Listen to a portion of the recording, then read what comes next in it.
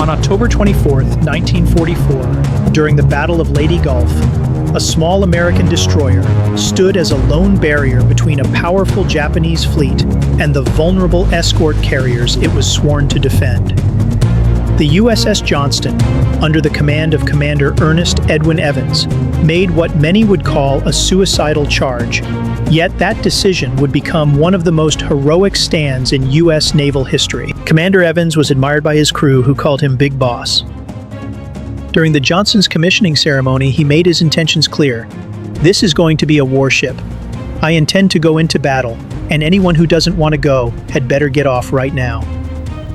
On the morning of October 24th, the Johnston and her companions in Task Unit 77.4.3, known as Taffy 3, were providing air support for landings at Leyte Gulf. It was a relatively quiet morning until a patrol plane radioed in a chilling report.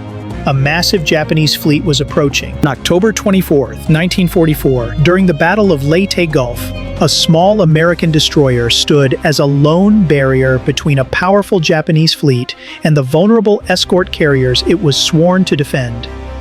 The USS Johnston, under the command of Commander Ernest Evans, made what many would call a suicidal charge, yet that decision would become one of the most heroic stands in U.S. naval history. With aircraft scrambling from the carriers, Evans ordered the Johnston to lay a smokescreen between the enemy fleet and the vulnerable escort carriers. Under the cover of smoke, he made a bold decision. Without waiting for orders, Evans turned the Johnston toward the enemy and charged.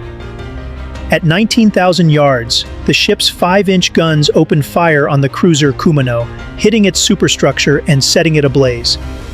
Amidst the chaos, Evans ordered a full torpedo spread toward an enemy battleship. One shell landed just feet from the bow, splattering red paint across the deck. "Looks like someone's mad at us," Hagen shouted. The Johnston had thrown more than 200 shells at the enemy before the tide began to turn against her. The Yamato responded with its monstrous 18-inch guns. 3 direct hits slammed into the Johnston, followed by additional shelling from her secondary batteries. The bridge was rocked by explosions, and Evans was badly wounded, his left hand mangled, 2 fingers gone. Still, he refused painkillers, insisting medics save them for others. Technicians below deck worked miracles. Within 10 minutes, they restored partial power, isolated flooding compartments, and stabilized the ship. The battle raged on above as aircraft from Taffy 2 and Taffy 1 joined the chaotic dogfight overhead. Despite losing all their torpedoes, Evans refused to back down. Ordered by Admiral Sprague to reload torpedoes, Evans told his crew they would go back in regardless. Again cloaked in smoke, the Johnston re-engaged the Japanese. Soon they encountered the battleship Congo. Visibility was poor, but the silhouette of her pagoda mast emerged from the mist. Hagen confirmed the sighting, and the Johnston opened fire once more, targeting the superstructure and dodging 14-inch retaliatory shells. As the escort carrier Gambier Bay came under fire from the cruiser Haguro, Evans ordered his crew to redirect their fire to divert the enemy. Though their firepower was minimal, the goal was time precious seconds for the Gambier Bay. Then Evans saw something even more dangerous. 2 columns of Japanese destroyers, loaded with torpedoes, heading for the American carriers. He shifted fire to the light cruiser Yahagi, a more vulnerable target. After heavy bombardment from ships and planes, the Yahagi turned back and the torpedo charge was abandoned. "Now I've seen it all," Evans muttered. But the Johnston was out of time. Another shell hit the bow, igniting fires and destroying key systems. Evans, undeterred, left the bridge and made his way to the manual steering room at the stern, coordinating with the crew as best he could.